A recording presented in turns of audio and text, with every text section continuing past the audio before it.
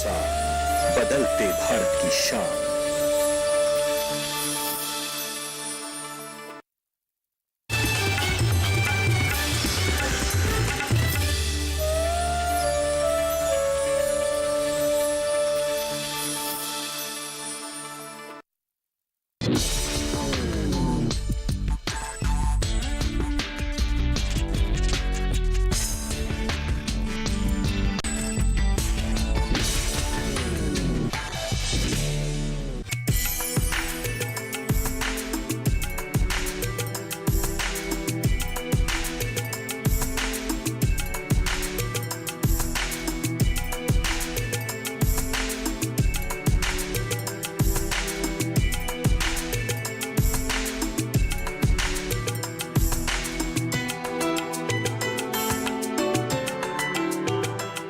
नमस्कार, आप सभी का स्वागत किसान प्रश्न मंच में। मैं हूं मुकुल शर्मा।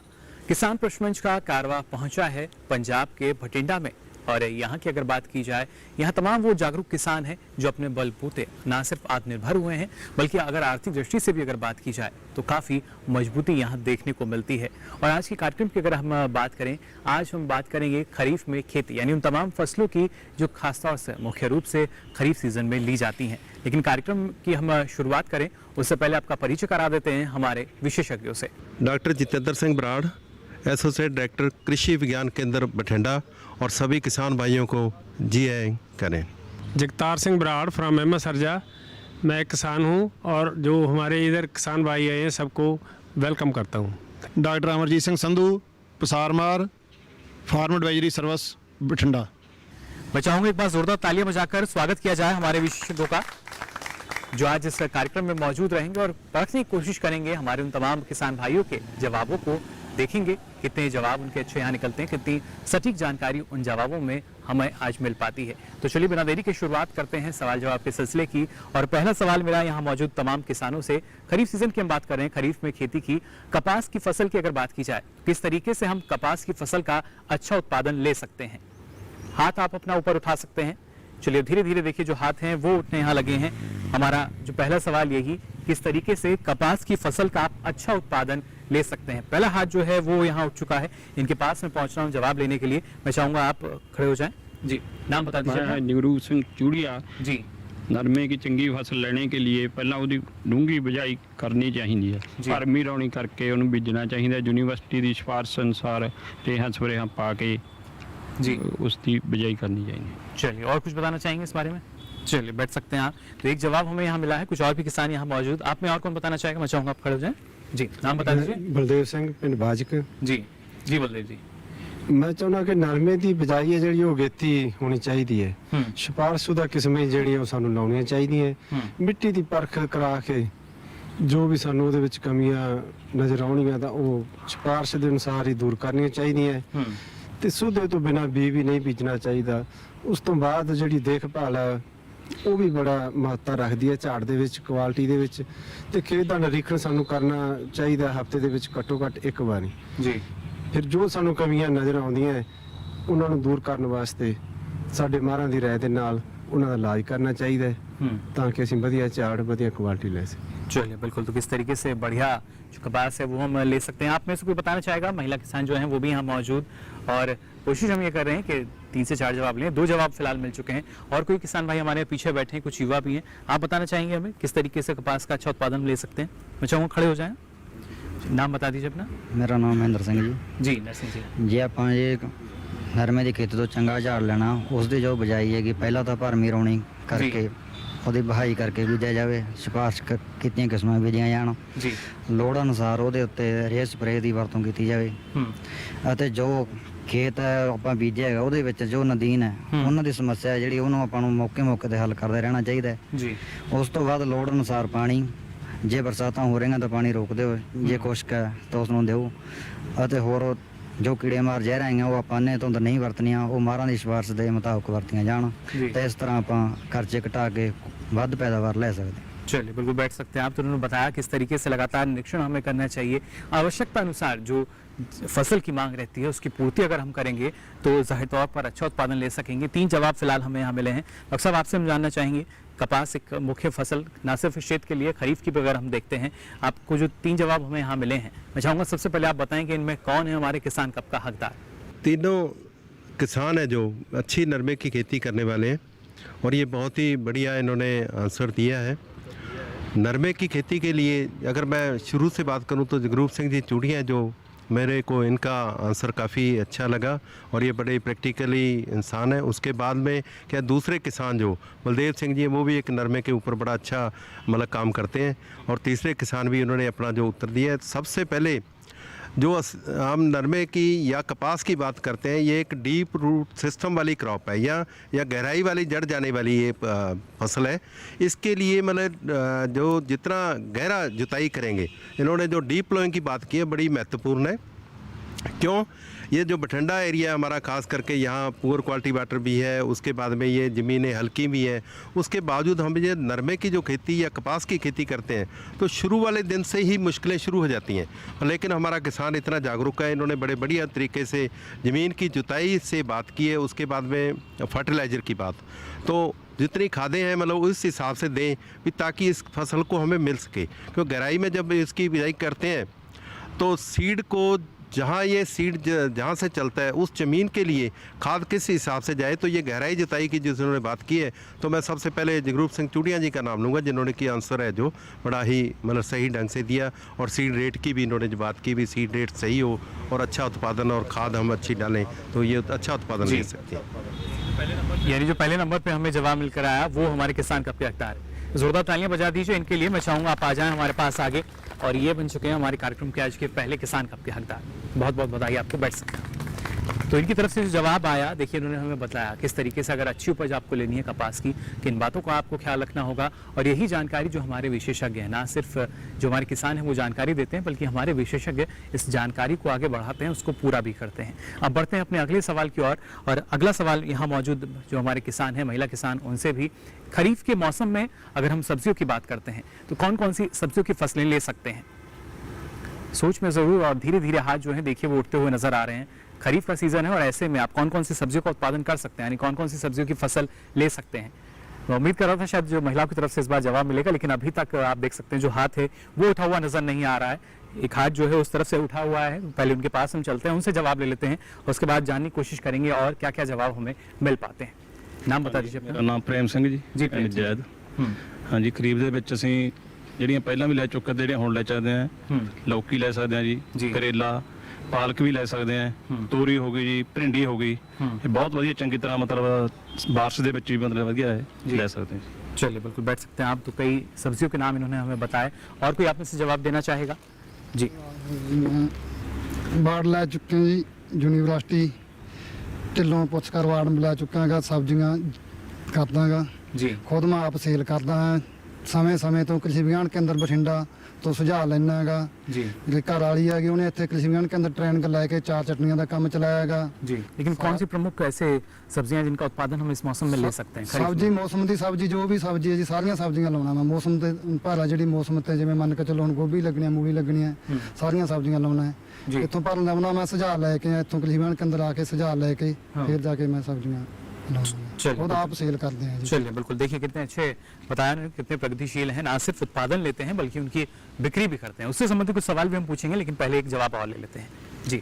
ਜਗਤਾਰ ਸਿੰਘ ਜੀ, ਜਗਤਾਰ ਸਿੰਘ, ਪਿੰਡ ਸਿਰਗੇ ਵਾਲਾ, ਗਿੱਲ ਨਰਸਰੀ ਫਾਰਮ। ਸਾਡਾ ਜੀ ਨਰਸਰੀ ਫਾਰਮ ਦਾ ਕੰਮ ਹੈ। ਅਸੀਂ ਮਾਰਲਿਆਂ ਤੋਂ ਚੱਲੇ ਕਨਾਲਾਂ ਤੇ, ਕਨਾਲਾਂ ਤੋਂ ਅਸੀਂ ਹੁਣ 9-10 ਕਿੱਲਿਆਂ ਦੇ ਵਿੱਚ ਨਰਸਰੀ ਫਾਰਮ ਦਾ ਕੰਮ ਕਰ ਰਹੇ ਹਾਂ ਤੇ ਸਾਰੇ ਦੇ ਵਿੱਚ ਸਾਡੇ ਫਵਾਰਾ ਸਿਸਟਮ ਲੱਗਿਆ ਹੋਇਆ ਹੈ। ਜੀ ਹੁਣ ਆਪਾਂ ਕੱਦੂ, ਅਲ, ਪੇਠਾ, ਤੋਰੀ, ਕਰੇਲਾ, ਭਿੰਡੀ, ਹੁਣ ਮਤਲਬ ਕਿ ਗੋਭੀ ਦੀ ਲਵਾਈ ਸ਼ੁਰੂ ਹੋ ਗਈ। ਪਨੀਰੀਆਂ ਅਸੀਂ ਬੀਜ ਦਿੱਤੀਆਂ ਨੇ ਤੇ ਆਹ 15-20 ਦਿਨਾਂ ਨੂੰ ਮਤਲਬ ਕਿ ਗੋਭੀ ਲਵਾਈ ਚੱਲ ਵੀ ਪਈ ਹੈ, ਪਰ ਅਸੀਂ 10 ਦਿਨ ਲੇਟ ਆ, ਥੋੜਾ ਜਿਹਾ ਬਾਰਿਸ਼ ਹੋਣ ਲੱਗ ਗਈ ਤਾਂ ਕਰਕੇ ਗੋਭੀ ਦੀ ਲਵਾਈ ਹੋ ਜਾਂਦੀ। ਹੁਣ ਮੂਲੀ ਵੀ ਲੱਗ ਜੂਗੀ। ਹੁਣ ਇਹ ਸਾਰੀਆਂ ਚੀਜ਼ਾਂ ਦੀ ਹੁਣ ਰੁੱਤ ਹੈਗੀ, ਸਾਰਾ ਕੁਝ ਲਾ ਸਕਦੇ ਹਾਂ ਜੀ, ਪਰ ਖਾਦ ਘੱਟ ਤੋਂ ਘੱਟ ਵਰਤੋਂ ਕਰੋ ਕਿਉਂ ਖਾਣ ਵਾਲੀਆਂ ਸਬਜ਼ੀਆਂ ਹਾਨੀਕਾਰਕ ਹੈ। ਇਹਦੇ ਵਾਸਤੇ ਜੇ ਖਾਦ ਬਾਲੀ ਵਾਰ ਕਰੋਗੇ, ਸਪਰੇਅ ਵੱਧ ਘੱਟ ਕਰੋ, ਬਾਹਲਾ ਨਾ ਕਰੋ। ये सारा कुछ। हाँ बिल्कुल बैठ सकते हैं आप। काफ़ी अच्छी बात इन्होंने भी बताई कौन कौन सी सब्जियों का उत्पादन हम ले सकते हैं। उसके साथ ये बेहद ज़रूरी है क्योंकि ना सिर्फ उत्पादन बल्कि उससे जो भोक्ता है यानी हम भी जुड़े हुए हैं, इसलिए ज़रूरी कि अत्यधिक मात्रा में रसायन का प्रयोग ना किया जाए, खाद का प्रयोग ना किया जाए, कहीं ना कहीं वो हमारी सेहत के लिए हानिकारक होता है। डॉक्टर साहब आपसे हम जानना चाहेंगे जो यहाँ हमें जवाब मिले हैं इनमें से कौन सा जवाब आपको लगता है कि सबसे ज़्यादा जानकारी उस जवाब में निकल कर आई है? मुकुल जी, ये जो तीनों किसान प्रेम सिंह जी और गुरदीप सिंह जी और जैसे ये गिल साहब ने जवाब दिए हैं, ये हमारे तीनों ही किसान सब्जियों के उत्पादन में बहुत अच्छी तरह जुड़े हुए हैं और पिछले काफ़ी लंबे समय से सब्जियों की अच्छी खेती कर रहे हैं। यहाँ तक बात रह गई अलग अलग, क्योंकि जो प्रेम सिंह जी हैं ये थोड़े बड़े किसान हैं, ज़्यादा रकबे में खेती करते हैं, पोटैटो की, टमाटो की, मतलब बहुत अच्छे तरीके की खेती हो रही है। जो गिल साहब हैं नर्सरी उत्पादक है ज़्यादा, ये नर्सरी पे काम करते हैं, और जो हमारे गुरदीप सिंह जी हैं ज़्यादा ऑर्गेनिक सब्जियों पे काम करते हैं। लेकिन जो अब जवाब की बात करें वो ये है कि जो प्रेम सिंह जी का काम है मेरे हिसाब से, और जो उन्होंने बताया कौन कौन सी सब्जी सीज़न में ज़्यादा बढ़िया हो सकती है और कैसे हो सकती है, मैं समझता हूँ कि कप के जो आपका कप किसान वो प्रेम सिंह जी को जाना चाहिए। लेकिन मैं साथ साथ ये कहूँगा कि जो एक गिल साहब ने सवाल उठाया था कि जो खाद है वो कम डालनी चाहिए, तो ऐसा है कि ऐसा नहीं है कि खाद नहीं डालनी या कम डालनी है, खाद हमने ज़रूरत के हिसाब से डालनी है, वो बहुत ज़रूरी है। क्योंकि अगर हम सब्जी की फसल को खाद नहीं देंगे, उसको फार्म यार्ड मैन्योर जो जिसको देसी रूढ़ी बोलते हैं वो नहीं देंगे, कहने का भाव ये है कि जो भी प्लांट हम उगाते हैं अगर उसको पूरी खुराक हम नहीं दे पाएंगे तो वो जो प्रोड्यूस हमको देगा, जो सब्जी पैदा होगी उसमें भी न्यूट्रिएंट की कमी आएगी। तो जो हमारे सभी सब्जी उत्पादक हैं हम उनसे ये कहना चाहते हैं, उनको ये हम एडवाइस भी करते हैं कि जो भी सब्जी उगानी है उसकी ज़रूरत खाद की हम समझें कितनी ज़रूरत है और उस हिसाब से उसको खाद डालनी भी ज़रूरी है। जो न्यूट्रिएंट डालने हैं वो चाहे खाद के रूप में डालो, चाहे फार्म यार्ड मैन्योर जिसको देसी रूढ़ी बोलते हैं उसके रूप में डालो, लेकिन वो डालेंगे तभी जो हमारे पास टमाटो आएगा, ब्रिंजल आएगा, जो घिया कद्दू आएगा, ओकरा भिंडी आएगी, तो उसी में उतने न्यूट्रिएंट भी होने चाहिए, क्योंकि हमने उसको खा के हमारा जो सेहत है कह लो, जहाँ हमारा जो लाइफ साइकिल है उसको कंप्लीट करना है। तो जो कप का फिर आपने जो सवाल किया था, मैं समझता हूँ कि प्रेम सिंह को ये किसान कप जाना चाहिए। चलिए बिल्कुल जोरदार तालियां बजा दीजिए प्रेम जी के लिए। प्रेम जी बन चुके हैं हमारे किसान कप के हकदार। प्रेम जी बहुत बहुत बधाई, आप बैठ सकते हैं आप। तो इनकी तरफ से जो जवाब आया वो एक सटीक जवाब लगा हमारे विशेषज्ञ की नज़र में। और ये देखिए ना सिर्फ जानकारी बल्कि अगर इसकी पूरी जानकारी हमारे तमाम किसानों को है तो उसका लाभ भी हमारे किसानों को ही मिलता है। अब बढ़ते हैं अपने अगले सवाल की ओर। अभी तक हमने जाना कपास और उसके साथ साथ इस मौसम में कौन कौन सी सब्जियों का उत्पादन हम ले सकते हैं। अगला सवाल जो है वो मेरा खासतौर से मैं कह सकता हूँ कि महिलाओं, उम्मीद कर रहा हूँ कि शायद ज़्यादा हाथ जो है उनके उठे हुए नजर आ जाएंगे हमें। किचन गार्डन का फ़ायदा क्या है? सवाल आसान सा है महिलाओं के लिए, लेकिन फिर भी सोच में है महिलाएं, क्योंकि अक्सर हम देखते हैं जो महिलाएं हैं घर में वो किचन गार्डन तैयार करती हैं, उसका फ़ायदा भी उठाती हैं। लेकिन ये फ़ायदे क्या हैं जिससे अगर ये महिलाएं बताएंगी जाहिर तौर पर और जो हमारे महिला किसान हैं उनको जानकारी मिलेगी, जागरूक होंगी, शायद वो भी इस दिशा में आगे बढ़ सकेंगी। और अभी तक तो कोई हाथ उठता नज़र नहीं आ रहा, लेकिन मैं कोशिश करूँगा इनके पास पहुँचने की। सवाल एक बार फिर मैं दोहरा देता हूँ, किचन गार्डन का फ़ायदा क्या है? और जैसे जैसे हमने आपको बताया कि ना सिर्फ यहाँ जो मौजूद महिलाएं हैं बल्कि और भी जो महिलाएं हैं उनको भी काफ़ी मदद मिलती है इससे। लेकिन यहाँ जो महिलाएं हैं उन्हें इस बारे में जानकारी है या नहीं, पहले ये हम जान लेते हैं। मैं चाहूँगा अगर आप खड़े हो जाएं, नाम बता दीजिए अपना। चरणजीत कौर। जी चरणजीत जी, आप जानती हैं किचन गार्डन के बारे में? हाँ जी, भी हम घरेलू सब्जियां वगैरह जो उगा लेते हैं जी, जैसे भिंडी उगा ली थोड़ी घनी, और कद्दू लगा लिए, बैंगनी हरी मिर्च किचन गार्डन में उग सकती है जी। हाँ, तो क्या इससे फायदा क्या फायदा तो है ये जो हम हाथ से उगाते हैं उसका तो फायदा ही फायदा है। हमें पता है कितनी खाद डाली है, कितना इसमें केमिकल है, सभी हमें पता चलता है इससे। चलिए बिल्कुल बैठ सकते हैं आप। इन्होंने बताया कि हमें पता चलता है कितनी मात्रा में हमने जो, क्योंकि कोई भी सब्जी लगाई है तो उसमें कितनी मात्रा रही है, ना सिर्फ पोषक तत्वों की, खाद की, बल्कि तमाम चीज़ें जो हैं हमारे हाथ की रहती है। ये फायदा हमें होता है कि लागत जो है वो उसमें ज़्यादा नहीं आती। कुछ और महिला मौजूद है उनसे हम जान लेते हैं। मैं चाहूँगा अगर आप खड़े हो जाएं। जी, नाम बता दीजिए पहले। पवनदीप कौर लोट से। जी पवनदीप जी, किचन गार्डन का क्या आपको फ़ायदा नज़र आता है? किचन गार्डन के में हम अपने अकॉर्डिंग कोई भी सब्जी जैसे पुदीना हो या धनिया ये लगा सकते हैं और ज़रूरत के मुताबिक ले सकते हैं। और हम उसमें ऐसे घर की खाद ही इस्तेमाल कर सकते हैं। कोई घर बाहर कैसे तैयार करेंगे? जो गोबर होता है उसको सुखा के जी जी उसका इस्तेमाल करते हैं। जी। मतलब इसमें दूसरी खाद इस्तेमाल नहीं की जाती। यानी लागत जो है हम उसको बचा सकते हैं। हाँ जी। चलिए बैठ सकती हैं आप। देखिए जो महिलाएं हैं जवाब इनके पास पूरे हैं, जानकारी पूरी है, लेकिन फिर भी हाथ जो है नहीं उठाया गया। एक और मौका मैं दे रहा हूँ, अगर आप में कोई हाथ उठाकर हमें जवाब देना चाहे किचन गार्डन के फायदे क्या हैं। चलिए एक महिला है, युवा है, आगे बैठी हैं, इनसे हम जान लेते हैं। जी नाम बता दीजिए पहले। सर मेरा नाम ज्योति है। जी ज्योति जी। किचन गार्डन के मतलब ये फायदे हैं हमें। सबसे पहले तो टाइम की बचत होती है जी। और जो चॉइस होती है अपनी उसी के हिसाब से हम अपना ज़रूरतें पूरी कर सकते हैं। टाइम बचता है और मन चाह जो भी हम बनाना चाहे वो बना सकते हैं जी। और अपनी फैमिलीज़ को अच्छे से मतलब अच्छी चीज़ें मतलब डिवाइड करके सर्व कर सकते हैं। सर बिल्कुल आपके पास जानकारी थी, लेकिन आपने फिर भी हाथ नहीं ऊपर उठाया। चलिए देखिए थोड़ी सी झिझक रहती है, जवाब जो है वो यहाँ जरूर मिले। और ऐसा तो नहीं था कि आप पीछे से दो जवाब आए उनका सुन के आपने जवाब दिया? नो सर, एक्चुअली ना आप उधर चले गए थे इसलिए पहले। चलिए बिल्कुल, हाथ उठाया तो हम जरूर पहले इनके पास पहुंचते, पहली पंक्ति में है, लेकिन हमारे जो विशेषज्ञ हैं उनके पास चलते हैं। डॉक्टर साहब जानना चाहेंगे आपसे, किचन गार्डन जो है क्योंकि महिलाओं के नजरिए से काफी हम उसको अच्छा मान सकते हैं, फायदा उनको होता है, उसके साथ साथ अगर हम खुद के घर की बात करते हैं तो जो कहा जाता है कि जो कोई भी सब्जी हो उसको अच्छे से खाना है, वो किसी भी तरह का रसायन उस पर ना लगा हो, तो ये सारी चीजें जो है शायद किचन गार्डन में अच्छे से हम देख रेख कर सकते हैं इनकी। शर्मा जी जैसे आपने सवाल पूछा तो ज़्यादा ध्यान भी हमने इसी तरफ दिया कि जो हमारे लेडीज़ पार्टिसिपेंट हैं, जो किसान बीबी हैं, वो इसका जवाब दें। जी पहली बात तो मैं ये बताना चाहता हूँ, जवाब तो हमारे जो तीनों पार्टिसिपेंट्स हैं उन्होंने बहुत अच्छा दिया, लेकिन इसमें यह है, एक बार मैं फिर दोहराता हूँ कि जो किचन गार्डन है, क्योंकि जैसा आजकल माहौल चल रहा है, सब्जियां का रेट बेशक वो किसान को अच्छा मिले ना मिले, लेकिन जो खाने वाला है उसको रेट जरूर ज़्यादा लगता है जी। तो इसका मतलब ये है कि जो खास करके किसान परिवार हैं उनको चाहिए कि वो अपने खाने की सब्जी खुद पैदा करें, और जो लेडीज़ हैं जो घर चलाना है, जिन्होंने सब्जी भी बनानी है, उन्होंने अपने परिवार को खिलानी भी है, तो ज़रूरत जो पहले सब्जी की होती है उनको होती है, उन्होंने रेंज भी करना होता है। तो ऐसा है कि अगर जब उन्होंने ये रेंज करना है तो सबसे बढ़िया ये है कि वो किचन गार्डन घर में तैयार करें। वो हर घर में ऐसी जगह होती है, आजकल तो पॉट्स में भी जो वेजिटेबल है उनकी प्रोडक्शन होने लगी, तो इसका सबसे बड़ा फायदा ये है कि पैसा बचता है। नंबर 2, हर समय ताज़ी सब्जी आपको मिलती है। नंबर 3, जो जहर है सब्जी, क्योंकि अगर जहाँ भी कमर्शियल व्यापार के पद्धति पे सब्जी पैदा होती है उसमें कहीं ना कहीं गाय बगाए कुछ ना कुछ जो केमिकल वो करने पड़ते हैं, लेकिन जो घर में तैयार होगी उसमें सबसे ज़्यादा बढ़िया ये रहेगा कि वो जहर रहित होगी। अच्छा, उसके अलावा एक और चीज़ है कि आदमी थोड़ा बहुत काम करने की आदत पड़ेगी, हमारी सेहत भी ठीक रहेगी, जो घर की वेस्टेज है, कूड़ा करकट है, वो भी उसी में यूज़ हो जाएगा।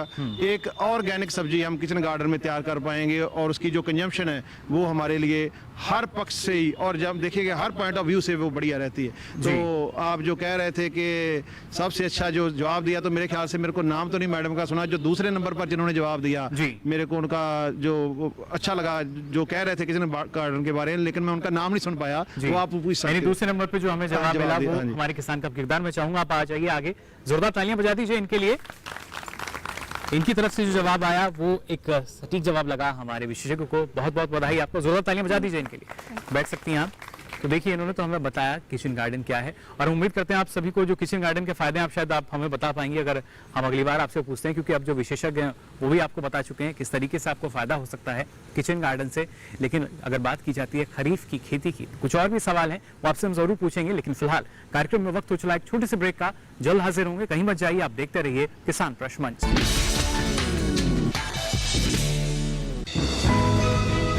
ये कामयाबी है अन्नदाता की,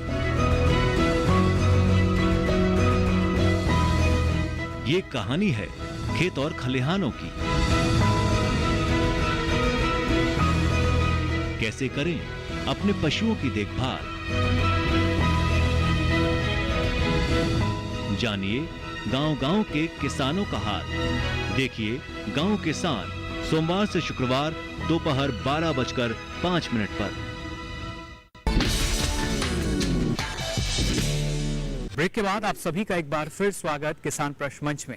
आज लगातार हम अपने किसान भाइयों से यहाँ सवाल पूछ रहे हैं खरीफ में खेती यानी खासतौर से वो तमाम फसलें जो खरीफ सीजन में ली जाती हैं उनकी खेती अगर करनी है कैसे वो कर सकते हैं, नकदी फसल है, सब्जियों का उत्पादन वो करते हैं, किस तरीके से उनकी देखभाल करनी है और कैसे बेहतर मुनाफा उनसे लेना है, ये जानने की हम कोशिश कर रहे हैं कुछ सवाल और जवाबों के जरिए। और अब हम बढ़ते हैं अपने अगले सवाल की ओर। अगला सवाल मेरा यहाँ मौजूद जो ना सिर्फ महिला किसान भी यहाँ पर हैं, क्योंकि जवाब इतने अभी तक हमें नहीं मिल पाए हैं, बाकी जो और किसान हैं वो भी यहाँ मौजूद, और खासतौर से क्योंकि हमने बात की थी कपास की भी बात की, उसके साथ साथ जो हमारी सब्जियों का उत्पादन है वो भी हमने जाना। अगला सवाल मेरा यही है, अगर हम सब्जियों का उत्पादन करते हैं तो कैसे हम उससे बेहतर मुनाफा कमा सकते हैं?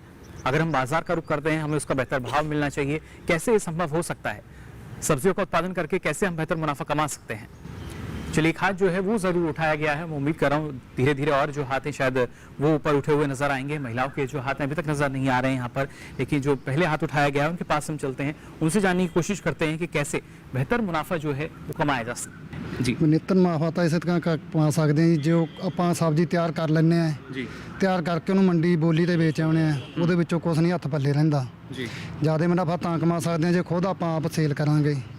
ਇਕੱਲੇ ਬੰਦੇ ਦਾ ਕੰਮ ਨਹੀਂ, ਜੇ ਘਰ ਦੇ ਵਿੱਚ 4 ਜੀ ਆ, 4 ਦੇ ਵਿੱਚੋਂ 3 ਤਾਂ ਬੰਦੇ ਸਬਜ਼ੀ ਦਾ ਕੰਮ ਨਾਲ ਕਰਨ ਹੀ, ਤਾਂ ही ज़्यादा मुनाफा कमा सकते हैं खुद आप सेल करके।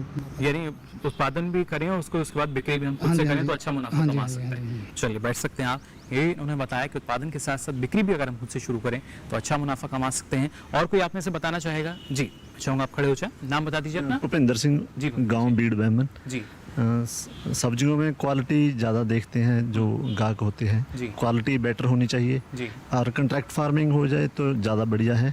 जैसे दिल्ली के पास जो गांव है वो सफल के साथ कंट्रैक्ट करते हैं, उनको मालूम पड़ जाता भी ये इस रेट पे बिकेगी। जी, और क्वालिटी, साइज़, शेप, इसके ऊपर खास ध्यान रखना चाहिए। जी, तो इन बातों का ख्याल यानी रखना होगा। जी, और पेस्टिसाइड वही यूज़ करना चाहिए जो एक तो ग्रीन ट्रायंगल में जो आता है, खाने वाले को कोई नुकसान भी ना हो। जी, तो उसका वेटिंग पीरियड भी वेट करना चाहिए भी, कितनी देर बाद ये स्प्रे करने के बाद इसकी तुड़ाई हो सकती है। जी, तुड़ाई के समय भी और उसकी पैकिंग के लिए भी खास ध्यान रखना चाहिए। पैकिंग का ध्यान, पैकिंग का भी। हाँ, बिल्कुल बैठ सकते हैं। काफ़ी सारी जानकारी जो है इन्होंने दी है। और कोई खासतौर से हमारी जो महिला किसान है, आपने कोई बताना चाहेगा?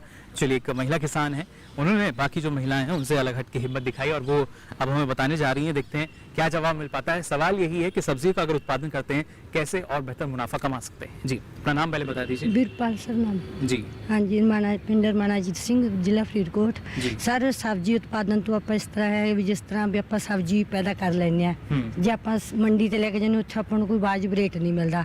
ਸਭ ਤੋਂ ਵਧੀਆ ਇਹ ਤਾਂ ਗੱਲ ਹੈ ਵੀ ਆਪਾਂ ਇਸ ਇੱਕ ਤਰ੍ਹਾਂ ਤਾਂ ਆਪਾਂ ਸਟੋਰ ਕਰਕੇ ਰੱਖ ਸਕਦੇ ਹਾਂ ਵੀ ਜਦੋਂ ਆਫ ਸੀਜ਼ਨ ਹੈਗਾ ਉਸ ਨੂੰ ਸੇਲ ਕਰ ਸਕਦੇ ਹਾਂ।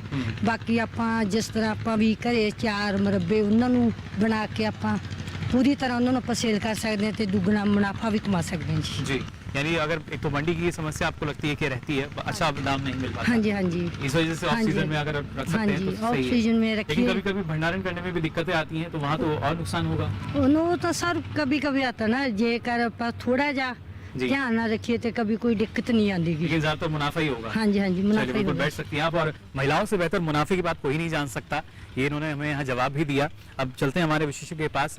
आपसे हम जानना चाहेंगे, आप तो खुद बतौर एक किसान आपने लगातार कई वर्षों से काम भी किया, बाजार में भी आपने अनुभव लिया है, और यहाँ जो हमारे किसान हैं आपको क्या लगता है? सवाल हमने किया था कैसे बेहतर मुनाफा ले सकते हैं, 3 जवाब हमें मिले। 3 जवाब में आपको कौन सा जवाब ऐसा लगता है जिसने सारी जानकारी आपको दी और साथ ही साथ जो बाकी हमारे दर्शक हैं जो हमारे कार्यक्रम को देख रहे हैं वो भी इस जानकारी से काफ़ी लाभान्वित हुए होंगे? सर, वैसे तो तीनों किसानों ने बहुत अच्छा जवाब दिया है जी, क्योंकि आज हमने जब से देश आज़ाद हुआ, जैसे जैसे प्रॉब्लम आई, अनाज की प्रॉब्लम आई, सब्जी की आई जी, चीनी की आई, कभी कोई प्रॉब्लम आती है तो खासकर मैं कहूँगा कि पंजाब के किसानों का बहुत अहम रोल रहा है। और पंजाब का मैं समझता हूँ हर किसान मार्केटिंग के बारे में अच्छा जानता है जी। मगर जो जैसे भूपेंद्र सिंह सिद्धू जी ने बात की है कॉन्ट्रैक्ट फार्मिंग की जी, ग्लोबल लेवल पे जब हम देखते हैं तो सबसे ज़्यादा मुनाफा वही लोग कमा रहे हैं। जैसे अगर हम सोयाबीन की बात करें तो अमेरिकन सोयाबीन एसोसिएशन, पोटैटो की बात करते हैं तो देखो आलू बीज में कभी हमारा देश लाहौल स्पीति सोसाइटी पूरी दुनिया में मशहूर था और हम पूरी दुनिया को बीज सप्लाई करते थे आलू का। तो आज नीदरलैंड वाले हैं जो उन्होंने एक नए टिश्यू कल्चर से या एरोपोनिक से जो कई नई टेक्निक से वो आज दुनिया में शार हैं और हमारे देश में भी इंटर कर गए हैं। तो बेचने के लिए मैं यही समझता हूँ कि अगर हम कॉन्ट्रैक्ट फार्मिंग करते हैं, हमें बीजने से पहले पता है किसान को कि मेरा जो आलू है, सब्जी है, गेहूँ है, कुछ भी है जो पैदा करते हैं, फल है, तो वो क्या रेट बिकेगा, तो इससे उसका मुनाफा श्योर हो जाता है। उसका काफ़ी जो मार्केटिंग जो उसको मिलना है, प्राइस मिलनी है, कम से कम उसका जो रिस्क खत्म हो जाता है। तो इसलिए मैं किसानों को भी यही सजेस्ट करूंगा कि मुझे कॉन्ट्रैक्ट फार्मिंग में जाना चाहिए, क्योंकि हम भी काफ़ी 20 साल से पहले नेशनल सीड कॉर्पोरेशन से और प्राइवेट कंपनीज को सीड प्रोडक्शन करके देते हैं। मिनिस्ट्री ऑफ एग्रीकल्चर के अंडर NHRDF काम करता है, उनके लिए हम लहसुन का बीज पैदा करते हैं, आलू का बीज पैदा करते हैं। प्राइवेटली भी हम ऐसे कई ऐसे पेड सर्विसेज मिलती है, जैसे indiamart.com है, exportindia.com है, उनसे हम पेड सर्विस लेते हैं। हमारे पूरी वेस्टर्न यूपी में हमारा बीज आता है। अब तो हमारे पास असम और वेस्ट बंगाल, सिलीगुड़ी वगैरह से भी डिमांड आने लगी है। तो मैं चाहता हूं, जो वैसे जवाब सबने बहुत बढ़िया अप टू लेवल दिए हैं, पर जो भूपिंदर सिंह सिद्धू जी ने वादा खेती का बात की है, ये बहुत इंपॉर्टेंट है। तो मैं चाहूँगा कि आपका जो ये प्राइज़ है भूपिंदर सिंह सिद्धू जी को जाना चाहिए। चलिए, बिल्कुल जोरदार तालियां बजा दीजिए इनके लिए। मैं चाहूँगा आप आ जाएं हमारे पास और इनकी तरफ से जो जवाब आया वो एक सटीक जवाब लगा हमारे विशेषज्ञों की नज़र में। बहुत बहुत बधाई आपको किसान कप जीतने पर। बैठ सकते हैं आप। तो इन्होंने हमें बताया किस तरीके से अगर हम चाहते हैं कि बेहतर मुनाफा लिया जा सके सब्जियों के उत्पादन से, तो वो कैसे संभव है, ये सारी जानकारी इन्होंने दी। लेकिन यहाँ पर क्योंकि एक बात निकल कर आई कि खासतौर से जो कहीं ना कहीं खाद का हम उपयोग की बात करते हैं या रासायनिकों के उपयोग की बात करते हैं, उसका काफ़ी असर पड़ता है हमारी सेहत पर। तो अगला सवाल मेरा इसी से संबंधित है, क्या अगर हम बात करते हैं, जो अगर रासायनिक खेती की हम बात करते हैं, जैविक खेती की हम बात करते हैं, तो किस तरीके से जो जैविक खेती है वो ज़्यादा फायदेमंद है रासायनिक खेती के मुकाबले? जवाब आप दे सकते हैं, किस तरीके से जैविक खेती जो है वो अधिक मुनाफेदार है, अधिक फायदेमंद है रासायनिक खेती के मुकाबले। यहाँ देखिए एक हाथ है जो लगातार उठता हुआ मेरे को नजर आ रहा है। मैं उम्मीद कर रहा था कि कुछ और शायद जवाब जो है मिल पाएंगे, लेकिन अभी नहीं मिल पा रहे हैं। उनको बाकी जो जवाब जो हैं वो हम यहाँ लेने की कोशिश करेंगे, लेकिन पहले जो हाथ उठाया है उनके पास हम चलते हैं, उनसे जानने की कोशिश करते हैं क्या जवाब इस बार उनके पास निकल कर आता है। जी जो जैविक खेती है जी, मैं 2007 ਤੋਂ कृषि विज्ञान केंद्र ਨਾਲ ਜੁੜ ਕੇ ਜਿਵੇਂ ਮੈਨੂੰ ਸੁਝਾਵਾਂ ਮਿਲਦੀਆਂ ਸੀ, ਉਹਨਾਂ ਸੁਝਾਵਾਂ ਦੇ ਨਾਲ ਮੈਂ ਇਸ ਵਕਤ ਜੈਵਿਕ ਖੇਤੀ ਤੇ ਬਹੁਤ ਹੀ ਅੱਗੇ ਜਾ ਰਿਹਾ ਹਾਂਗਾ ਜੀ। ਜੋ ਸਬਜ਼ੀ ਮੈਂ ਪਹਿਲਾਂ ਵੀ ਦੱਸਿਆ ਹੈ, ਮੈਂ ਜੋ ਸਬਜ਼ੀ ਤਿਆਰ ਕਰਦਾ ਹਾਂ ਆਪ ਸੇਲ ਕਰਦਾ ਹਾਂ, ਪਰ ਸਬਜ਼ੀ ਮੇਰੇ ਖੇਤੋਂ ਵੀ ਲੈਣ ਜਾਂਦੇ ਆ, ਜੇ ਜੈਵਿਕ ਹੈ ਤਾਂ ਹੀ ਮੇਰੇ ਖੇਤ ਸਬਜ਼ੀ ਲੈਣ ਜਾਂਦੇ ਆ जी। बिल्कुल, देखिए इन्होंने बताया बहुत आगे जा रहे हैं और देखिए जवाब देने के लिए थोड़ा सा आगे उठकर आ गए हैं। आप बैठ सकते हैं। बहुत अच्छा जवाब आपने हमें यहाँ दिया।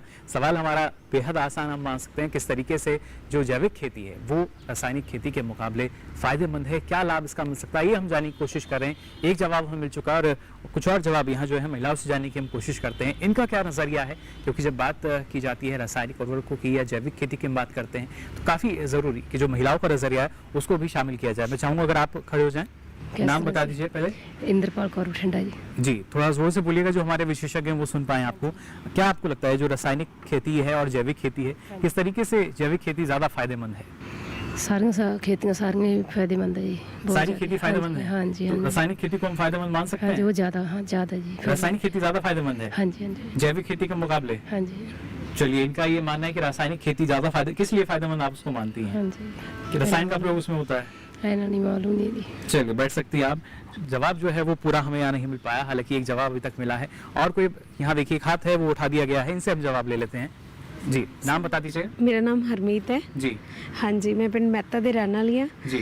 ਤੇ ਜੈਵਿਕ ਖੇਤੀ ਹੈ ਜਿਹੜੀ ਆਰਗੈਨਿਕ ਖੇਤੀ ਉਹ ਸਭ ਤੋਂ ਬੈਟਰ ਹੈ। वो सबसे अच्छी है। हाँ जी। ਰਸਾਇਣਿਕ ਖੇਤੀ ਉਹਦੇ ਵਿੱਚ ਬਹੁਤ ਤਰ੍ਹਾਂ ਦੇ ਜ਼ਹਿਰੀਲੇ ਪਦਾਰਥ ਪਾਏ ਜਾਂਦੇ ਆ, ਜੋ ਆਪਾਂ ਜਦੋਂ ਸਬਜ਼ੀ ਉਗਾਉਂਦੇ ਆ ਉਹਦੇ ਵਿੱਚ ਰੇਹਾਂ ਸਪਰੇਆਂ ਖਾਦਾਂ ਜੋ ਵੀ ਪਾਉਂਦੇ ਨੇ। ਰਸਾਇਣਿਕ ਖੇਤੀ ਸਭ ਤੋਂ ਜ਼ਹਿਰੀ ਖੇਤੀ, ਉਹਦੇ ਤੇ ਆਪਣੀ ਸਿਹਤ ਤੇ ਵੀ ਅਸਰ ਹੁੰਦਾ ਹੈ। ਜੈਵਿਕ ਖੇਤੀ ਸਭ ਤੋਂ ਬੈਟਰ ਹੈ। जैविक खेती इसलिए सबसे अच्छी है। हाँ जी। सेहत पर यानी इसका असर नहीं होगा? नहीं, ਇਹਦਾ असर नहीं सही है। रसायनों का होता है। रासायनिक धंधा है। चलिए, धन्यवाद। बैठ सकती हैं आप। 2-3 जवाब हमें यहाँ मिल चुके हैं। इधर से कुछ युवा हैं, इनका भी नज़रिया जो है काफ़ी महत्वपूर्ण हो जाता है। इनकी क्या सोच है अगर हम बात करते हैं जैविक खेती को लेकर? मैं चाहूँगा अगर आप खड़े हो जाएं, नाम बता दीजिए अपना। हरमीत सिंह सीरीला तो। हरमीत, आपको क्या लगता है किस तरीके से फायदेमंद है जैविक खेती रासायनिक खेती के मुकाबले? जैविक खेती ਉਹਦੇ ਆਪਾਂ ਦੂਜੀ ਰਸਾਇਣਿਕ ਖੇਤੀ ਹੁੰਦੀ ਆ, ਉਹਦੇ 'ਚ ਸਾਰੇ ਤਰ੍ਹਾਂ ਦੇ ਵੀ ਤੱਤ ਪਾਏ ਜਾਂਦੇ ਆ, ਜਿਵੇਂ ਕਿ ਰਸਾਇਣਿਕ ਖਾਦਾਂ, ਜੈਵਿਕ 'ਚ ਆਰਗੈਨਿਕ ਖੇਤੀ ਆ ਜਾਂਦੀ ਆ ਜੀ। ਇਹਦੇ ਨਾਲ ਆਪਾਂ ਨੂੰ ਦੂਜਾ ਵੀ ਸਿਹਤ ਦੇ ਕੋਈ ਵੀ ਉਹ ਨਹੀਂ ਹੁੰਦਾ। ਰਸਾਇਣਿਕ 'ਚ ਸਾਰੀਆਂ ਖਾਦਾਂ ਹੀ ਆ ਜਾਂਦੀਆਂ ਨੇ। ਮੈਂ ਕਹਿੰਦਾ ਵੀ ਜੈਵਿਕ सिर्फ सेहत का फायदा है जैविक खेती से, या कुछ और भी फायदा मिल सकता है? ਨਹੀਂ, ਸਿਹਤ ਦਾ ਵੀ ਫਾਇਦਾ, ਗਾਂ ਫਸਲ ਨੂੰ ਵੀ ਫਾਇਦਾ ਹੀ ਹੈ ਜੀ। ਹਾਂਜੀ, ਜੋ ਆਪਾਂ ਗਾਂ ਕਰਨੀ ਆ ਉਹਦੇ ਨਾਲ ਵੀ ਫਾਇਦਾ ਹੀ ਹੁੰਦਾ ਹੈ। चलिए बिल्कुल, तो जो भी हमारी फसलें हैं उससे हमें फ़ायदा मिल सकता है। जैविक खेती जो है काफ़ी फ़ायदेमंद रासायनिक खेती के मुकाबले। डॉक्टर साहब, आपसे हम जानना चाहेंगे, और ख़ासतौर से जब पंजाब की बात आती है तो ना सिर्फ ये तो नाम आता है कि हमारे जो देश खाद्यान्न की हम बात करते हैं वहाँ काफ़ी योगदान दिया है, लेकिन रासायनिक की भी अगर बात की जाए तो यहाँ भी एक योगदान जो है वो ज़्यादा हमें नज़र आता है। लेकिन अब धीरे धीरे ऑर्गेनिक फार्मिंग जो है, जैविक खेती जो है, उसको भी बढ़ावा दिया जा रहा है। सवाल हमने जो यहाँ पूछा था, किस तरीके से जैविक खेती फ़ायदेमंद रासायनिक खेती के मुकाबले, आप कितना संतुष्ट जो हमें जवाब मिले हैं इनसे? शर्मा जी, जहाँ अपने जैविक खेती की बात करते हैं जी, इसमें कोई शक नहीं है भी हमारे किसान महिलाओं ने और किसान ने जवाब जो दिए हैं, लेकिन एक आध थोड़ा जैविक कहने पे शायद हमारी किसान महिलाएं थोड़ा कम समझिए। जी जी, हम सिंपल लैंग्वेज में जो बात करते हैं तो वो रूढ़ी वाली खाद या और ये बातें करते हैं, तो जवाब इनका सभी का ठीक है। लेकिन कुल मिलाकर अगर मेरा जो इस बात में अपने करें, इसका प्रतिक्रम ये है, रासायनिक खेती और जैविक खेती दोनों को जो पंजाब के हालात हैं उनको दोनों को हम मिक्स करके बहुत बढ़िया कर सकते हैं। और जैविक खेती में हमारे पंजाब एग्रीकल्चर यूनिवर्सिटी का उसमें ख़ास तौर पे ये भी ध्यान देते हैं भी किसी भी तरीके से इस ज़मीन को ऐसे संतुलित खादों से हम रखें। संतुलित खाद से भाव है कि जितने न्यूट्रिएंट हमारे प्लांट को चाहिए या पौधे को चाहिए वो सभी के सभी किस तरीके से हमारी ज़मीन में, ज़मीन से वो प्लांट के अंदर या पौधों के अंदर, पौधों के बाद वो क्या भी खाद्य पदार्थ के रूप में हमारे जो ह्यूमन बीइंग या हम कहें भी जो हमारे खुराक में चाहिए वो सभी के सभी तेरे जितने तत्व हैं वो मिलने चाहिए जी।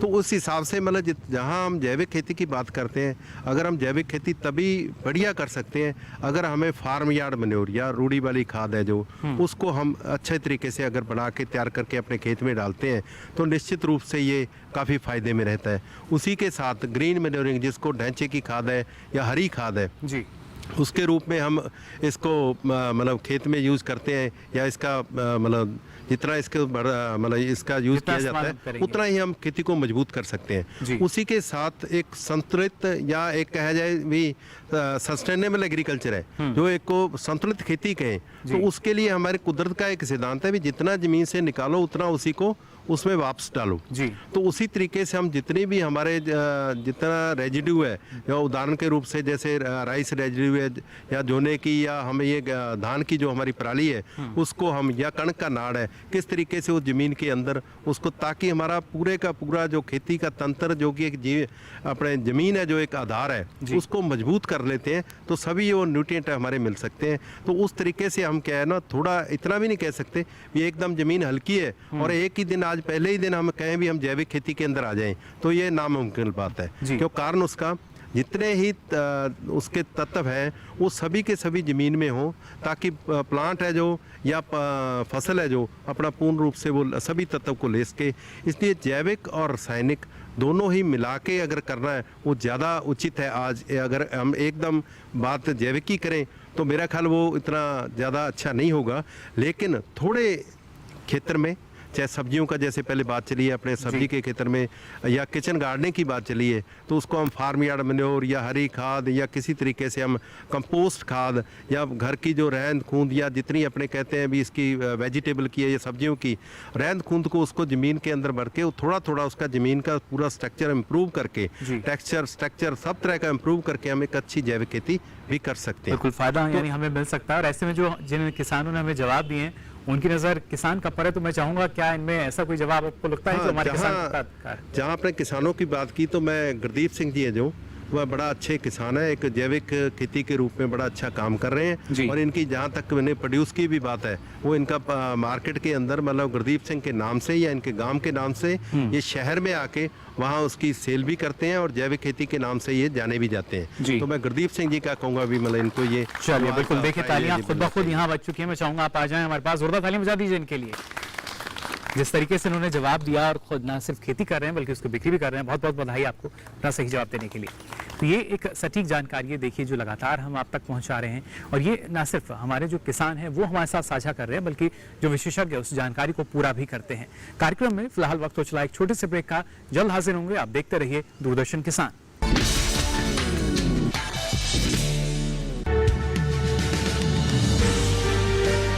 50 साल से लगातार कृषि दर्शन है आपके साथ। खेती की नई तकनीकों से लेकर किसानों की हर समस्या का हल, जारी है कृषि दर्शन का ये सफर। किसान चैनल के साथ सोमवार से शुक्रवार शाम 5:30 पर।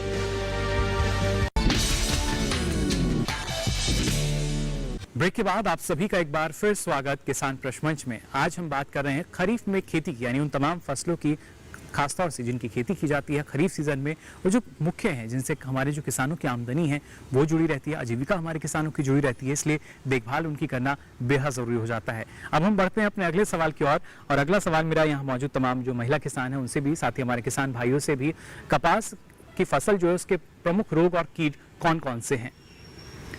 कपास देखिए, हम मान सकते हैं एक अच्छा क्षेत्र है यहाँ पर जो कपास का उत्पादन लिया जाता है, और उसके प्रमुख रोग और कीट कौन कौन से हैं। आप अपना हाथ ऊपर उठा सकते हैं जवाब देने के लिए।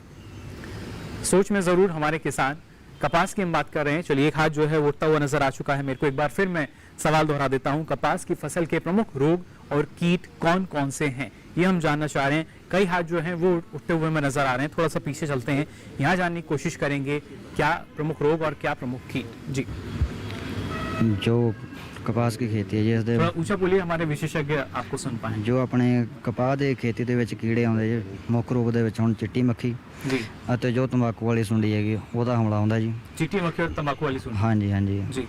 ਤੇ ਇਸ ਤੋਂ ਬਾਅਦ ਜੋ ਰੋਗ ਹੈ ਜੀ ਉਹਦੇ ਵਿੱਚ ਪੈਰਾਵੈਲਟ। ਪੈਰਾਵਾਈਟ। ਹਾਂਜੀ, ਇਸ ਦੀ ਸਮੱਸਿਆ ਆਉਂਦੀ ਹੈਗੀ ਜੀ। ਇਹ ਤੇ ਜਾਂ ਹਾਂਜੀ ਹਾਂਜੀ ਹਾਂਜੀ ਜੀ। ਜੋ ਕੀਟ ਹੈਗਾ ਉਹਦੇ ਵਿੱਚ ਹਰਾ ਤੇਲਾ ਵੀ ਹੈਗਾ जी। हरा तेला। हाँ जी, हाँ जी। चलिए, बिल्कुल। और कुछ बताना चाहेंगे? ना सर। चलिए, बैठ सकते हैं आप। तीनों कई प्रमुख रोग और कीट हैं वो बताए। एक और किसान है, इनके पास में पहुंचने की कोशिश करता हूं। हमारे बुजुर्ग किसान, अनुभव देखिए इनके पास पूरा रहता है, इनसे जानकारी हम ले लेते हैं। मैं चाहूंगा अपना नाम बता दीजिए। हाँ, गुरमेल सिंह पिंड नहीं वाला है जी। कपास के बारे में हम जानना चाह रहे हैं, इस हाँ फसल के प्रमुख रोग और कीट कौन कौन से हैं? कीट तो दो ही ज़्यादा, एक तो वाइट फ्लाई है जी, तो और इस पर जैसड है जी, तो कहीं कहीं मिलीबग भी आ जाता है। ये ज़्यादा तीनों सुंडी तो इसमें बीटी में तो कोई ऐसी अब नहीं आ रही कोई जी। तो जो हो ब्लाइट टैक्स वगैरह छिड़कनी चाहिए, रोग वस्तु वगैरह ज़्यादा तो ये छिड़कनी और चाहिए। कौन सी इसमें बीमारी लगती है कपास की फसल में? बीमारी तो पत्ता में लग जाती है, लाली सी आ जाती है पत्तों पे। हाँ जी।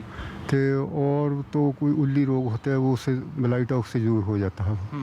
इसका ख्याल रखना चाहिए समय पर। वो ब्लाइटॉक्स और वो स्टेप्टोसाइक्लिन का स्प्रे होता है जी, को स्प्रे करेंगे तो रोग ठीक रहेगा। हर बारिश के बाद करना चाहिए। हर बारिश का जब बारिश होती है उसके बाद ब्लाइटॉक्स और ये पानी पड़ेगी जी। ये वाइट फ्लाई है, इसका जो दवाई है इसका ख्याल रखना चाहिए, ज़्यादा ना पानी चाहिए और वो अच्छी दवाई ना छिड़के जिससे बढ़ जाए। पैरासाइड वगैरह जो उससे होती है ना उससे बढ़ भी जाती है। चलिए, बिल्कुल। उसका इसका बात का ध्यान रखना चाहिए। चलिए, इन बातों का हमारे किसान ख्याल रखेंगे। बैठ सकते हैं आप। बहुत अच्छी जानकारी इन्होंने हमें दी, बताया किस तरीके से ना सिर्फ प्रमुख रोग और कीट हैं बल्कि उनका निदान यानी उनकी रोकथाम आप कैसे कर सकते हैं, किस तरीके से, ये सारी जानकारी देखिए वैज्ञानिक विधि हम इसको मान सकते हैं जो इन्होंने फिलहाल बताई। हमारे जो विशेषज्ञ हैं उनका क्या नजरिया, उनकी क्या राय है, ये हम जान लेते हैं। डॉक्टर साहब, हमने खासतौर से अगर बात की जाए कपास की फसल की, उसके प्रमुख रोग और कीटों के बारे में हम यहाँ जानना चाह रहे थे, हमें जानकारी भी दी और 2 जवाब हमें यहाँ मिले। आपको क्या लगता है इन जवाबों में कौन सा है वो जो हमारे किसान का आपका हकदार बन सकता है? शर्मा जी, जो कपास है हमारे खरीफ की एक मुख्य फसल है, खास करके इस साउथ वेस्टर्न रीजन जो पंजाब का है उसमें।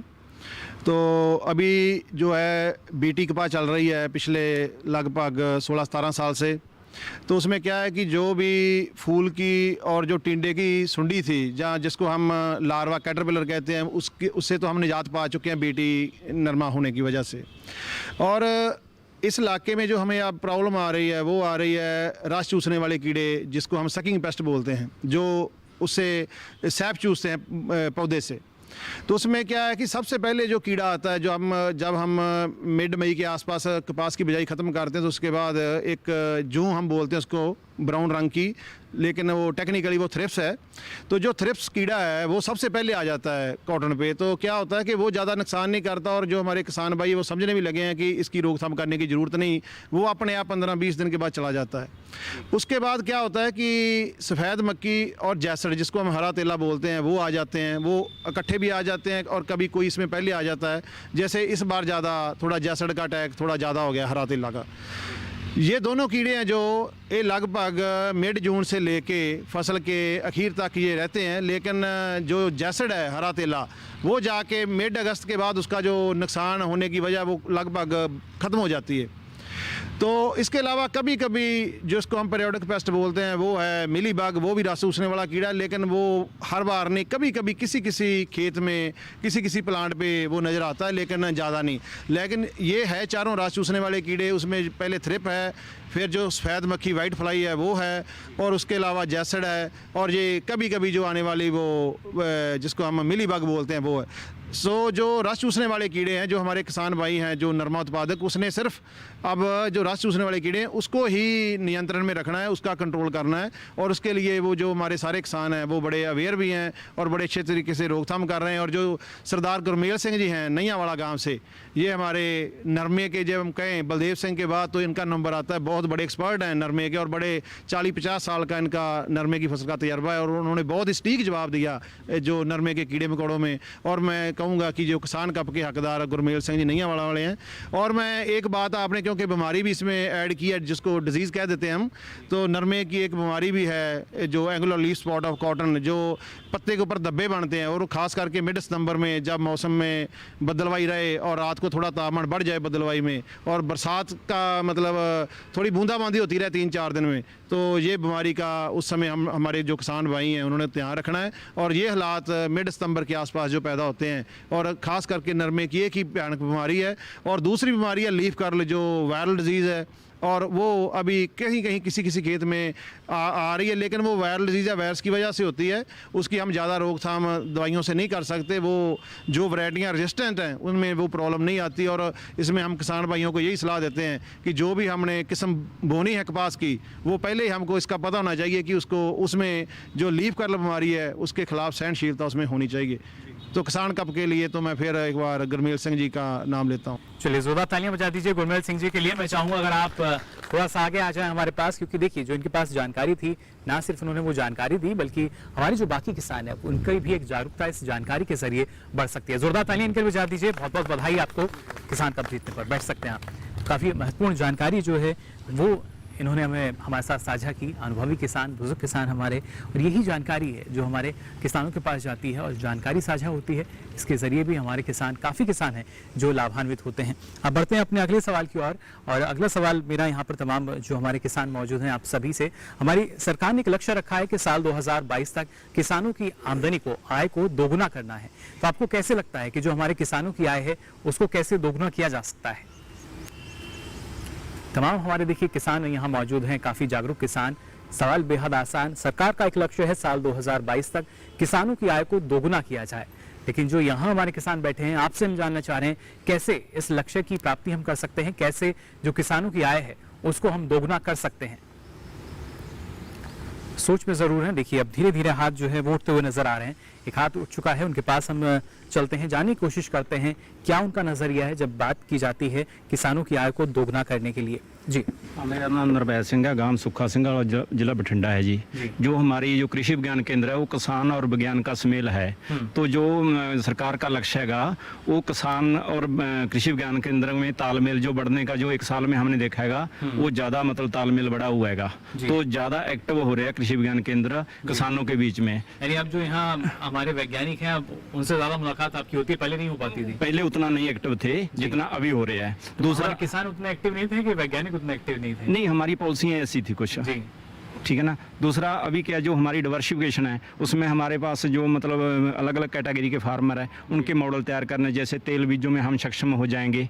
दूसरा क्या हमारी इनपुट्स कम हो जाएंगी जी, ठीक है ना जी। इस वजह से हमारी आमदन दुगनी होने की संभावना है उसमें। चलिए बैठ सकते हैं आप, बहुत अच्छा इन्होंने जवाब दिया किस तरीके से यहाँ पर उम्मीद हमें लगती है जो किसानों की आय है वो दोगुनी हो सकती है। और थोड़ा सा पीछे चलते हैं, कुछ युवा हैं उनसे जानने की कोशिश करते हैं उनका क्या नज़रिया है, क्योंकि अक्सर हम देखते हैं कहा जाता है जो किसानों का रुझान है, युवाओं का रुझान है, वो कभी किसी की तरफ कृषि की तरफ होता है, कभी नहीं रहता। लेकिन यहाँ पर उनका क्या नज़रिया है हम जानने की कोशिश करेंगे। मैं चाहूँगा अगर आप खड़े हो जाएँ। जी खड़े हो सकते हैं आप, नाम बता दीजिए अपना। मनदीप कुमार जी। मनदीप जी, आपको क्या लगता है किस तरीके से जो किसान हैं उनकी आय को दोगुना हम कर सकते हैं, बढ़ा सकते हैं? सरकार को अच्छे मूल्य देने पड़ेंगे जी। हाँ जी। सरकार का कहना होता है हमने योजना शुरू कर दी है, अच्छा बाजार भाव मिलेगा, तो उतना काफी है या जो किसान है उनको भी कुछ थोड़ा सा आगे बढ़ना होगा? आगे बढ़ना चाहिए, उनको भी सरकार के साथ काम करना चाहिए। जी, सरकार के कदम के साथ यानी थोड़ा सा एक कदम आगे करना चाहिए। चलिए बिल्कुल बैठ सकते हैं आप। ये देखिए एक युवा सोच है जिसका मानना है कि किसान जो है वो तो हमेशा आगे रहते हैं, सरकार अब अपना प्रयास कर रही है, कदम अगर आगे बढ़ा रही है तो हमें भी अपने कदम आगे बढ़ाने होंगे, तभी जो आय है उसको दोगुना किया जा सकता है। महिलाएं भी यहाँ मौजूद हैं, इनसे भी हम एक ये जवाब जो है यहाँ ले लेते हैं। मैं चाहूँगा अगर आप खड़े हो जाएं। चलिए थोड़ी सी हिचकिचाहट महिलाओं में यहाँ पर जैसा हमने पहले भी देखा था, और हालांकि पंजाब की अगर बात की जाती है तो ये हमें बेहद ही कम देखने को मिलता है, लेकिन फिर भी आप लोगों में से कोई जवाब देना चाहेगा हमें? चलिए पीछे चलते हैं, पीछे जो महिला हैं उन्होंने हाथ खड़ा किया है, उनसे हम जवाब लेते हैं और जानने की कोशिश करते हैं कैसे जो हमारे किसान हैं उनकी आय को दोगुना किया जा सकता है। जी, सरकार तो जो प्रयास कर रही है, केवीसी हमें नई जो योजनाएं बता के हम नए नए तरीके सीखते हैं यहाँ से, और न्यू जो है टेक्निक्स सीख के उसके अकॉर्डिंग हम खेती करते हैं, और नए औजार यूज़ करते हैं जिसके से तकनीक जो है हाँ तकनीक से लाभ मिलता है। मतलब पहले इतनी नॉलेज नहीं होती थी, जब केवी यहाँ से हाँ यहाँ से नॉलेज मिलती है, उसके अकॉर्डिंग खेती करते हैं। तो सिर्फ कृषि के संबंधित जानकारी मिलती है और भी जानकारी को हम लाभ हाँ जी, और भी जानकारी मिलती है, जैसे लड़कियाँ मतलब अपने अपने क्षेत्र में जैसे सिलाई के लिए, पेंटिंग के लिए, लड़कियों के लिए भी मतलब रोजगार कर सकती है ना अपने घर पे बैठ के। चलिए बिल्कुल शुक्रिया। इनकी तरफ से भी एक जवाब आया कि जो कृषि विज्ञान केंद्र है इनकी अहम भूमिका है, जो लड़कियां हैं खास तौर से, वो सिलाई कढ़ाई की बात की जाए या प्रसंस्करण वाले जो उत्पाद हैं उनका यहाँ प्रशिक्षण दिया जाता है, जिसके जरिए आत्मनिर्भरता आएगी, और ये भी एक क्षेत्र हम मान सकते हैं जिसके जरिए किसानों की आय बढ़ सकती है। लेकिन हमारे जो विशेषज्ञ हैं उनका क्या मानना है? डॉक्टर साहब आपसे हम जानना चाहेंगे, 3 से 4 जवाब हमने इस बार लिए, आपको क्या लगता है क्या इन जवाबों में कोई ऐसा जवाब है जो हमारे किसान का हकदार बन पाए? जी बिल्कुल, जहाँ चाहत वहाँ राहत। जी, हमारी सरकार, हमें कहें भी हमारे प्रधानमंत्री मोदी जी का जो सपना भी 2022 तक भी किसानों की आमदन जो दुगनी हो, तो इसमें जितने भी हमारे किसान भाइयों ने ये बोला है, तो मेरा ख्याल पंजाब का किसान हमेशा ये तत्पर रहता है भी वो कैसे न कैसे मतलब किस तरीके से इतनी संतुलित और मजबूत खेती करे भी वो एक तरह का मोहरी जरूर हिंदुस्तान का है।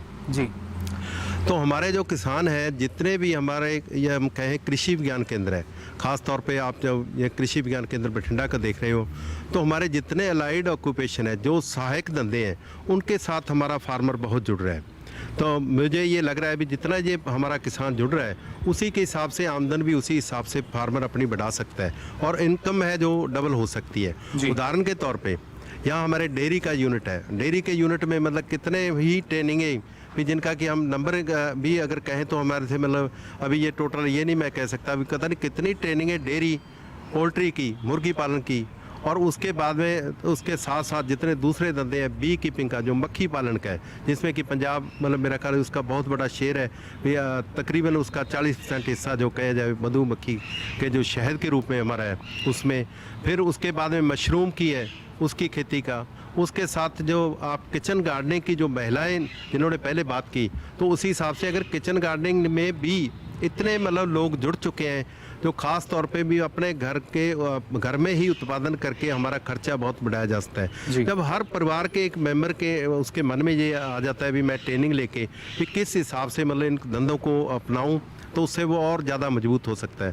तो जैसे निरपैर सिंह जी ने बात की, ये एक बहुत अच्छे मतलब किसान है जिन्होंने कि एक तरह का नर्सरी का भी बड़ा अच्छा काम है, उसके साथ साथ इन्होंने दूध उत्पादन का भी, यहाँ तक कि दूध का बने हुए प्रोडक्ट्स को भी सेल करने का भी ये काम कर रहे हैं। उसके साथ ये नर्सरी है जो उसका भी ये काम कर रहे हैं, भी नर्सरी एक एक बूटा अपने किसान को अच्छे सीड का, अच्छे सीडलिंग का वो मिले, उसके लिए जब एक एक रुपये का वो बेशक काम लग रहा है भी, वो छोटा है, 1 रुपये चाहे कोई मिर्च का बूटा है या कोई टमाटर का है, 1 रुपये का ऐसा करते करते मेरा ख्याल भी अपने अगर कुल मिला के करें, जितने किसान आगे जुड़ते जाते हैं उतनी उसी हिसाब से उनकी इनकम है जो बढ़ती है और उसी तरह से हमारे संतुलित है जो आहार है लोगों को मिलता है। तो इस तरीके से जितने ही हमारे एक तरह की प्रिसीजन फार्मिंग के तहत जितना काम होगा तो निश्चित रूप से उसी तरह से हम उतनी ही आमदन बढ़ा सकते हैं। जी बिल्कुल। और इनकम है जो फार्मर की वो डबल हो सकती है। जी, और तो इसी तरीके जो पहले जवाब मिला यानी वो हमारे किसान का हकदार। बिल्कुल, सरदार निरपैर सिंह जी है जो जी, वो मेरा ख्याल है कि बहुत ही उत्तम तरीके से उन्होंने और उत्तम खेती कर रहे हैं जी। और उसके साथ साथ जोरदार तालियां बजा दीजिए इनके लिए,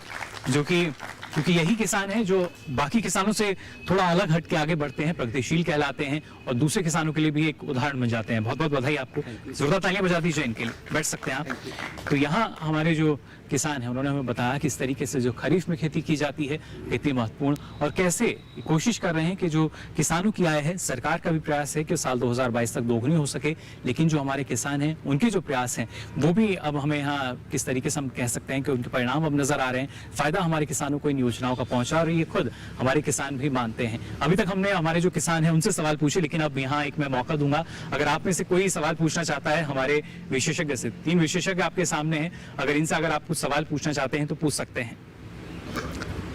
चलिए, हमारे जो किसान है वो पीछे खड़े हो चुके हैं, पहले उनके पास में चलता हूँ, आपके पास भी आऊंगा, लेकिन पीछे जो किसान है पहले उनका सवाल हम ले लेते हैं और उसके बाद रुक करेंगे जो और सवाल यहाँ पूछे जाएंगे उन किसानों का भी।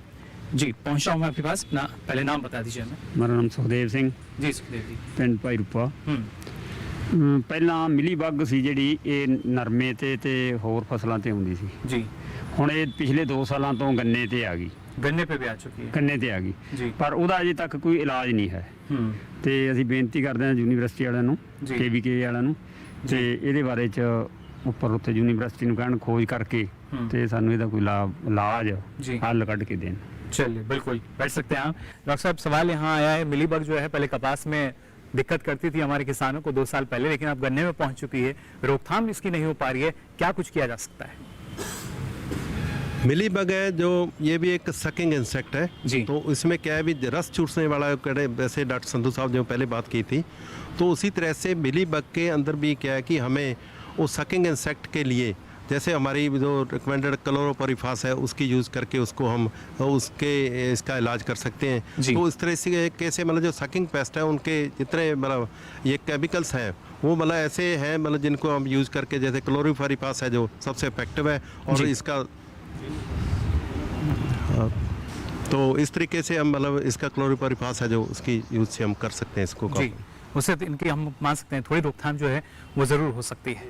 चलिए, बिल्कुल, और इसी के ज़रिए जो हमारे किसान हैं, देखिए उनकी लागत जो है वो कम हो सकती है और जो हमारी खेती है वो फ़ायदा का सौदा तभी साबित होगी जब हमारे किसानों की जो लागत है वो कुछ कम हो सकेगी, क्योंकि जब तक लागत कम नहीं होगी, किसानों की लागत ज़्यादा रहेगी तो वहाँ पर किसानों को थोड़ा नुकसान भी होता है, जैसा अक्सर हम देखते हैं। लेकिन सरकार की तमाम योजनाएं यही हैं, किसानों के हित के लिए हैं, तमाम प्रयास यही हैं जिससे हमारे जो किसान हैं इन योजनाओं से लाभान्वित हो सके और फ़ायदा हमारे किसानों को मिल सके। आज के कार्यक्रम में भी हमने कुछ कोशिश की, इन तमाम सवालों के ज़रिए हमारे जो बाकी किसान हैं उनको फ़ायदा पहुँचे। हम उम्मीद भी करते हैं हमारे विशेषज्ञ ने जो जानकारी दी है इससे आप लाभान्वित होंगे। फिलहाल वक्त तो चला आपसे विदा लेने का, लेकिन उससे पहले मैं चाहूंगा एक बार जोरदार तालियां बजाकर शुक्रिया कहा जाए हमारे विशेषज्ञों को। साथ ही हमारे साथ जो यहाँ आज किसान मौजूद रहे, बठिंडा के अलग अलग क्षेत्र से पहुंचे यहाँ किसान थे, आप सभी का भी शुक्रिया, जोरदार तालियां आपके लिए भी एक बार। तो जाना आपने किस तरीके से आप सफलतापूर्वक खेती कर सकते हैं, ना सिर्फ कपास की बल्कि खरीफ के मौसम में जो अलग अलग खेती आप करते हैं।